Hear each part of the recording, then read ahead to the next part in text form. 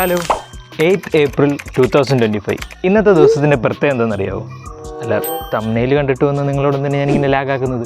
അതെ, ഇന്ന് icon star Allu അർജുൻ്റെ ബർത്ത്ഡേ ആണ്.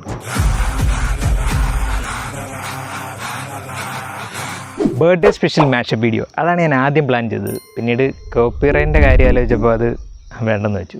പിന്നീട് ഞാൻ ഓർത്തു എനിക്കിഷ്ടപ്പെട്ട കുറച്ച് കാര്യങ്ങൾ അല്ലു അർജുനെ പറ്റി പറയാമെന്ന്. അതിനു മുമ്പ് നിങ്ങൾ അല്ലു അർജുൻ്റെ സിനിമകൾ ഇഷ്ടപ്പെടുന്ന ഒരാളാണോ? ആണെങ്കിൽ നിങ്ങൾക്ക് ഏറ്റവും ഇഷ്ടപ്പെട്ട അല്ലു അർജുൻ്റെ സിനിമ കമൻറ്റ് ചെയ്യുക. കാരണം എനിക്ക് ഈ ലൊക്കേഷനിൽ നിന്നൊന്നും മാറണം. ഇവിടെ പാമ്പൊന്നും ഇല്ല, എന്നാലും സോ എനിക്ക് ഏറ്റവും ഇഷ്ടപ്പെട്ട അല്ലു അർജുൻ്റെ സിനിമ അത് കൃഷ്ണയാണ്. അതിലെ പാട്ടുകളുമാണ് എനിക്ക് ഏറ്റവും ഫേവറേറ്റ്. ഒരുപാട് പാട്ടുകൾ അതിന് ശേഷം ഇറങ്ങിയിട്ടുണ്ടെങ്കിലും പാട്ടുകൾ ഒരു അത്ഭുതമായി തോന്നിയത് അല്ലേ വേണ്ട, അതിനകത്തെ പാട്ടുകളാണ് എനിക്ക് ഏറ്റവും ഇഷ്ടം. പിന്നീട് ഏറ്റവും ഇഷ്ടമല്ലാത്ത സിനിമ ഏതാണെന്ന് ചോദിച്ചാൽ അത്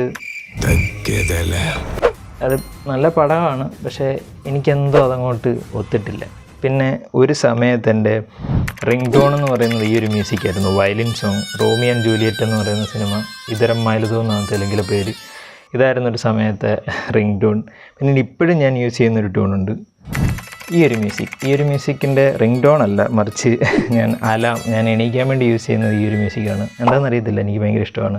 ഞാൻ ആദ്യമായിട്ട് കാണുന്ന അല്ലു അർജുൻ്റെ സിനിമ ആര്യയാണ്, പക്ഷേ ഞാനത് തിയേറ്ററിലല്ല CD ഇട്ടാണ് കണ്ടത്. ഞാൻ ആദ്യമായിട്ട് തിയേറ്ററിൽ പോയി കാണുന്ന സിനിമ ബദ്രിനാഥാണ്.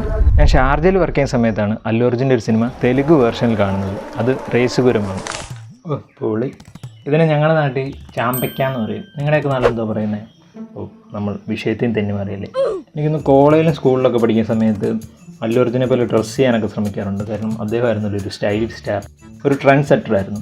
എനിക്കൊന്ന് ആര്യ 2 ഇറങ്ങുന്ന സമയത്ത് അദ്ദേഹം ടീഷർട്ടിൻ്റെ മുകളിലൊരു ഷോൾ പോലൊരു സാധനം ഇട്ടുകൊണ്ട് നടക്കാറുണ്ടായിരുന്നു. സോ അത് ഇൻസ്പയർ ആയിട്ട് ഞാനൊരു കടയിൽ പോയി ഒരു ഷോളൊക്കെ മേടിച്ച് അതൊക്കെ ഇട്ട് ഞാൻ കോളേജിൽ പോയിട്ടുണ്ട്.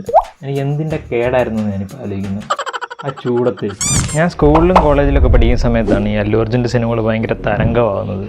ഒരു യങ്സ്റ്റർ, നല്ല കിള്ളായിട്ട് ഡാൻസ് ചെയ്യുന്ന ആൾ, നല്ലതായിട്ട് ഫൈറ്റ് ചെയ്യുന്ന ആൾ.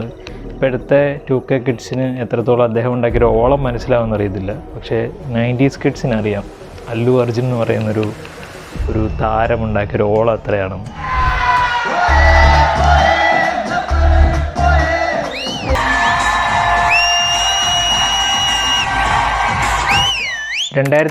നവംബർ 27 അല്ലു അർജുൻ പുഷ്പ 2ൻ്റെ പ്രൊമോഷന് വേണ്ടി കേരളത്തിൽ വന്നപ്പോഴാണ് ഞാൻ അദ്ദേഹത്തിനെ ആദ്യമായിട്ട് നേരിട്ട് കാണുന്നത്. പക്ഷെ കുറച്ച് ദൂരെ നിന്നാണ് കണ്ടത്.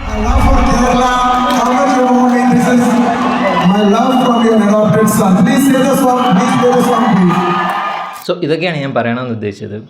അല്ലു അർജുൻ എന്ന് പറയുന്ന ഒരു നടൻ, അദ്ദേഹത്തിൻ്റെ ഒരു വളർച്ച എനിക്കൊന്ന് നമ്മുടെ തുടക്കകാലം തൊട്ട് തന്നെ നമ്മൾ കാണുന്നൊരു വ്യക്തി എന്ന രീതിയിൽ എല്ലാവരും പറയുന്നത് അദ്ദേഹം ഒരു ഫിലിം ബാക്ക്ഗ്രൗണ്ടിൽ നിന്ന് വന്നുകൊണ്ടൊക്കെ ഒരു സ്റ്റാർ ആയതാണ്. പക്ഷേ ഞാൻ പേഴ്സണലി അതൊരിക്കലും വിശ്വസിക്കുന്നില്ല. കാര്യം എന്ന് വെച്ചാൽ ശരിയാണ്, സിനിമയിലേക്ക് അദ്ദേഹം ആദ്യമായി വരുന്നത് ചിലപ്പോൾ ഒരു ഫിലിം ബാക്ക്ഗ്രൗണ്ട് ഉള്ളതുകൊണ്ട് തന്നെയാണ്. പക്ഷേ അദ്ദേഹം എടുക്കുന്നൊരു എഫേർട്ട്, അദ്ദേഹത്തിൻ്റെ ഒരു ഹാർഡ് വർക്ക് എന്ന് പറയുന്നത് വേറെയാണ്. അതുകൊണ്ടാണ് ഇന്ന് ഇന്ത്യയിലുള്ള ഏറ്റവും വലിയ സ്റ്റാറുകളിലൊന്നാണ്. സോ പഴയ ഒരു അല്ലു അർജുൻ എന്ന് പറയുന്ന ഒരു നടൻ, നമ്മുടെ ബോയ് ടു നെക്സ്റ്റ് ഡോർ എന്ന് പറയുന്ന ക്യാരക്ടറൊക്കെ ചെയ്തുകൊണ്ടിരുന്ന ഒരാൾ ഇന്ന് കാണുന്ന ഒരു ഇന്ത്യയിലെ ഏറ്റവും വലിയ നടന്മാരിൽ ഒരാളായിട്ടുണ്ടെന്ന് ഞാൻ പേഴ്സണലി വിശ്വസിക്കുന്നുണ്ട്. അത് ഈ പറയുന്ന പുഷ്പയൊക്കെ പേഴ്സണലി എനിക്ക് ഇഷ്ടമല്ലെങ്കിൽ പോലും അതിൻ്റെ ഒരു വിജയം എന്ന് പറയുന്നത് ഭയങ്കര വലുതാണ്. സോ ആസ് എൻ ആക്ടർ അദ്ദേഹം വളരെ വലുതായിട്ട് വലിയൊരു സ്റ്റാറായി മാറി. പിന്നെ ഇന്ന് അദ്ദേഹത്തിൻ്റെ ബർത്ത്ഡേ ആണ്. ഒരുപാട് സിനിമകൾ അനൗൺസ് ചെയ്യാനുണ്ട്. എനിക്കൊന്ന് അറ്റ്ലിയുടെ ഒരു പടം അനൗൺസ് ആകാനുണ്ട്. ത്രിവിക്രമായിട്ട് അതൊരു വലിയ പ്രോജക്റ്റാണ്. അങ്ങനത്തെ ഒരുപാട് വലിയ വലിയ സിനിമകളിലെ ഭാഗം അദ്ദേഹം ആകുകയാണ്. പിന്നെ നമ്മുടെ സന്ദീപ് വാങ്ക, അദ്ദേഹമായിട്ടൊരു പടമുണ്ട്.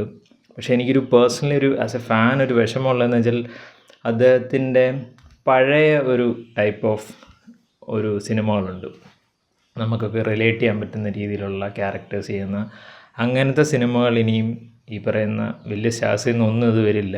ഇൻക്ലൂഡിങ് പ്രഭാസ് ആയിക്കോട്ടെ, രാംചരൺ ആയിക്കോട്ടെ, അവരുടെ തെലുങ്ക് സ്റ്റാർസിൻ്റെ ഒരു നോർമൽ പടങ്ങൾ ഇനി വരുമെന്ന് ചോദിച്ചാൽ വരില്ല. അങ്ങനെ നോക്കുമ്പോൾ ആസ് എ ഫാൻ ഞാൻ അത്തരം സിനിമകളാണ് കൂടുതലും ഇവരിൽ നിന്നൊക്കെ പ്രതീക്ഷിച്ചുകൊണ്ടിരുന്നത്. പക്ഷേ അൺഫോർച്ചുനേറ്റ്ലി അവർക്ക് വലിയ സ്റ്റാർസായി. സോ ഒരു നോർമൽ രീതിയിലുള്ള പടങ്ങൾ ഇനിയും വരില്ല എന്നുള്ളതൊരു വിഷമമാണ്. എന്നാൽ പോലും അദ്ദേഹത്തിൻ്റെ വളർച്ച എന്നെ സംബന്ധിച്ചിടത്തോളം വളരെ വളരെ ഹാപ്പിയാണ്. ഞാൻ ഒരു നോർമൽ സ്റ്റാറിൽ നിന്ന് ഇന്ത്യ കണ്ട പിന്നെ എന്താ പറയുക ഒരു ഐക്കൺ സ്റ്റാറിലേക്കുള്ള അദ്ദേഹത്തിൻ്റെ മാറ്റം സോ ഇന്ന് അദ്ദേഹത്തിൻ്റെ ബർത്ത്ഡേ ആണ്. Happy birthday once again. ഈ വീഡിയോ അദ്ദേഹം കണ്ടിട്ട് എനിക്ക് റിപ്ലൈ തരുമെന്നല്ല, നിങ്ങൾ ആരെങ്കിലും അല്ലു അർജുൻ നേരിട്ട് അറിയാമെങ്കിൽ ഈ വീഡിയോ അയച്ചു കൊടുക്കുക, അങ്ങനെ അദ്ദേഹം കാണുന്നതായിരിക്കും. സോ നിങ്ങൾ ഒരു അല്ലു അർജുൻ ഫാൻ എന്ന് പറയുന്നില്ല, നിങ്ങൾക്ക് അല്ലു അർജുൻ്റെ സിനിമകൾ ഇഷ്ടമാണെങ്കിൽ ഞാൻ ആദ്യം പറഞ്ഞ പോലെ തന്നെ നിങ്ങളുടെ ഫേവറേറ്റ് അല്ലു അർജുൻ്റെ സിനിമ കമൻറ്റ് ചെയ്യുക.